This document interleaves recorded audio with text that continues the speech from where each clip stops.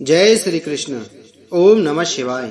नमस्कार दोस्तों, स्वागत है आप सभी का हमारे चैनल भक्ति ज्ञान में। दोस्तों, आज मैं आपको गणगौर व्रत की कथा सुना रहा हूँ। एक बार भगवान शंकर तथा पार्वती जी नारद जी के साथ भ्रमण को निकले। चलते चलते वे चैत्र शुक्ल तृतीया के दिन एक गांव में पहुंच गए।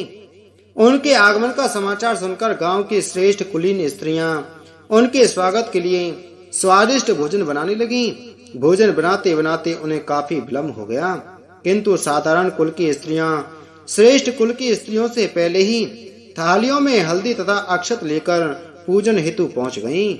पार्वती जी ने उनके पूजा भाव को स्वीकार करके सारा सुहाग रस उन पर छिड़क दिया। वे अटल सुहाग प्राप्ति का वरदान पाकर लौटी। तत्पश्चात उच्च कुल की स्त्रियां अनेक प्रकार के पकवान लेकर गौरी जी और शंकर जी की पूजा करने पहुंची। सोने चांदी से निर्मित उनकी थालियों में विभिन्न प्रकार के पदार्थ थे। उन स्त्रियों को देखकर भगवान शंकर ने पार्वती जी से कहा, तुमने सारा सुहाग रस तो साधारण कुल की स्त्रियों को ही दे दिया, अब इन्हें क्या दोगी? पार्वती जी ने उत्तर दिया, प्राणनाथ, आप इसकी चिंता मत कीजिए। उन स्त्रियों को मैंने केवल ऊपरी पदार्थों से बना रस दिया है, इसलिए उनका रस धोती से रहेगा, परंतु मैं इन उच्च कुल की स्त्रियों को अपनी उंगली चीरकर अपने रक्त का सुहाग रस दूंगी। यह सुहाग रस जिसके भाग में पड़ेगा वह तन मन से मुझ जैसी सौभाग्यवती हो जाएगी। जब स्त्रियों ने पूजन समाप्त कर दिया, तब पार्वती जी ने अपनी उंगली चीरकर उन पर छिड़क दी। जिस पर जैसा छींटा पड़ा उसने वैसा ही सुहाग पा लिया। तत्पश्चात भगवान शिव की आज्ञा से पार्वती जी ने नदी तट पर स्नान किया और बालू की शिव मूर्ति बनाकर पूजन करने लगी। पूजन के बाद बालू के पकवान बनाकर शिव जी को भोग लगाया। प्रदक्षिणा करके नदी तट की मिट्टी से माथे पर तिलक लगाकर 2 कण बालू का भोग लगाया। इतना सब करते करते पार्वती जी को काफी समय लग गया। काफी देर बाद जब वे लौट कर आईं, तो महादेव जी ने उनसे देर से आने का कारण पूछा। उत्तर में पार्वती जी ने झूठी कह दिया कि वहाँ मेरे भाई भावज आदि मायके वाले मिल गए थे, उन्हीं से बातें करने में देर हो गई। परंतु महादेव तो महादेव ही थे, वे कुछ और ही लीला रचना चाहते थे। अतः उन्होंने पूछा, पार्वती, तुमने नदी के तट पर पूजन करके किस चीज का भोग लगाया था और स्वयं कौन सा प्रसाद खाया था? स्वामी, पार्वती जी ने पुनः झूठ बोल दिया, मेरी भावज ने मुझे दूध भात खिलाया, उसे खाकर मैं सीधी यहाँ चली आ रही हूँ। यह सुनकर शिव जी भी दूध भात खाने की लालच में नदी तट की ओर चल दिए। पार्वती दुविधा में पड़ गईं। तब उन्होंने मौन भाव से भगवान भोले शंकर का ही ध्यान किया और प्रार्थना की, हे भगवान, यदि मैं आपकी अनन्य दासी हूँ तो आप इस समय मेरी लाज रखिए। यह प्रार्थना करती हुई पार्वती जी भगवान शिव के पीछे पीछे चलती रहीं। उन्हें दूर नदी के तट पर माया का महल दिखाई दिया। उस महल के भीतर पहुंचकर वे देखती हैं कि वहां शिव जी के साले तथा सलहज आदि सपरिवार उपस्थित हैं। उन्होंने गौरी तथा शंकर का भावभीना स्वागत किया। वे 2 दिनों तक वहां रहे। तीसरे दिन पार्वती जी ने शिव से चलने के लिए कहा, पर शिव जी तैयार न हुए। वे अभी और रुकना चाहते थे। तब पार्वती जी रूठकर अकेले ही चल दी। ऐसी हालत में भगवान शिव जी को पार्वती जी के साथ चलना पड़ा। नारद जी भी साथ साथ चल दिए। चलते चलते वे बहुत दूर निकल गए। उस समय भगवान सूर्य अपने धाम पश्चिम को पधार रहे थे। अचानक भगवान शंकर पार्वती जी से बोले, मैं तुम्हारे मायके में अपनी माला भूल आया हूँ। ठीक है, मैं ले आती हूँ, पार्वती जी ने कहा और जाने को तत्पर हो गयी। परंतु भगवान ने उन्हें जाने की आज्ञा न दी और इस कार्य के लिए ब्रह्मपुत्र नारद जी को भेज दिया। परंतु वहां पहुंचने पर नारद जी को कोई महल नजर न आया।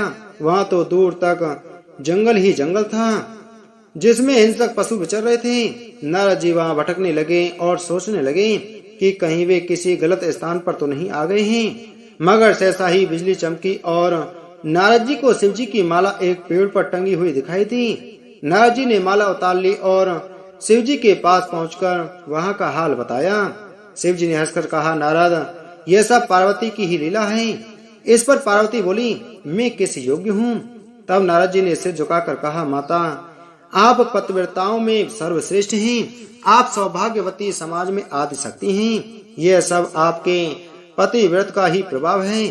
संसार की स्त्रियां आपके नाम स्मरण मात्र से ही अटल सौभाग्य प्राप्त कर सकती हैं और समस्त सिद्धियों को बना तथा मिटा सकती हैं। तब आपके लिए यह कर्म कौन सी बड़ी बात है। महामाये, गोपनीय पूजन अधिक शक्तिशाली तथा सार्थक होता है। आपकी भावना तथा चमत्कार पूर्ण शक्ति को देखकर मुझे बहुत प्रसन्नता हुई है। मैं आशीर्वाद रूप में कहता हूँ कि जो स्त्रियां इसी तरह गुप्त रूप से पति का पूजन करके मंगल कामना करेंगी, उन्हें महादेव जी की कृपा से दीर्घायु वाले पति का संसर्ग मिलेगा। एक बार महादेव पार्वती वन में गए। चलते चलते गहरे वन में पहुंच गए तो पार्वती जी ने कहा, भगवान मुझे प्यास लगी है। महादेव ने कहा, देवी देखो उस तरफ पक्षी उड़ रहे हैं, वहाँ जरूर पानी होगा। पार्वती जी वहाँ गईं। वहाँ एक नदी बह रही थी। पार्वती ने पानी की अंजलि भरी तो दूब का गुच्छा आया और दूसरी बार अंजलि भरी तो टेसू के फूल, तीसरी बार अंजलि भरने पर ढोकला नामक फल आया। इस बात से पार्वती जी के मन में कई तरह के विचार उठे, पर उनकी समझ में कुछ नहीं आया। महादेव जी ने बताया कि आज चैत्र माह की तीज है। सारी महिलाएं अपने सुहाग के लिए गौरी उत्सव करती हैं। गौरी जी को चढ़ाए हुए दूब, फूल और अन्य सामग्री नदी में बहकर आ रहे हैं। पार्वती जी ने महादेव जी से विनती की कि हे स्वामी, 2 दिन के लिए आप मेरे माता पिता का नगर बनवा दें, जिससे सारी स्त्रियां यहीं आकर गण गौरी के व्रत का उत्सव करें और मैं खुद ही उनको सुहाग बढ़ाने वाला आशीर्वाद दूं। महादेव जी ने अपनी शक्ति से ऐसा ही किया।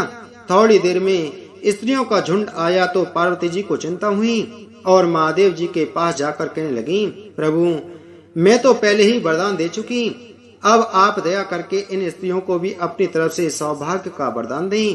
पार्वती जी के कहने से महादेव जी ने उन्हें सौभाग्य का वरदान दिया। एक बार राजा ने जौ और चने बोए और माली ने अपने घर में दूब बोई। राजा के जौ चने बढ़ते गए और माली की दूब घटती गई। एक दिन माली ने सोचा कि क्या बात है, राजा के जौ चने तो बढ़ते जा रहे हैं और मेरी दूब क्यों घटती जा रही है।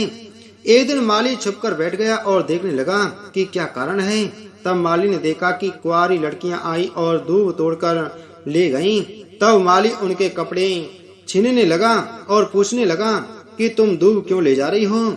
लड़कियां बोली, हम 16 दिन गणगौर पूजते हैं, इसलिए पूजा के लिए दूब ले जा रहे हैं, सो हमारे कपड़े दे दो। 16 दिन बाद गणगौर विदा होंगी, जिस दिन हम तुम्हें लापसी, हलवा, घेवर, मिठाई आदि ला कर देंगे। फिर उसने सबके कपड़े वापस दे दिए। जब 16 दिन पूरे हुए तब लड़कियों ने लापसी, हलवा आदि सामग्री मालन को ला कर दी। बाहर से मालन का बेटा आया और बोला, माँ मुझे बहुत भूख लगी है। मालन बोली कि बेटा आज तो लड़कियां बहुत सारा खाना देकर गई हैं, रसोई में रखा है, वहां से खा लो। बेटा रसोई के पास गया तो बेटे से रसोई खुली नहीं। तब माँ ने आकर चिंटी उंगली से छींटा दिया तो रसोई खुल गई। अंदर देखा तो ईश्वर गणगौर बैठे थे। ईश्वर जी ने बहुत सुंदर वस्त्र पहने हुए थे और गौरा माता मांग सवार रही थी। रसोई में अन्न धन के भंडार भरे पड़े थे। माली, मालन और उनके बेटों को ईश्वर गणगौर जी के सुंदर दर्शन हुए। हे गणगौर माता, जिस प्रकार माली के परिवार को दर्शन दिया उसी प्रकार सबको दर्शन देना। ईश्वर जी जैसा भाग और गौरा जैसा सुहाग सबको देना।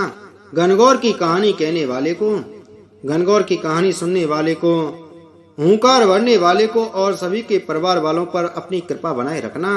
बोलो पार्वती माता की जय। बोलो शिव शंकर भगवान की जय।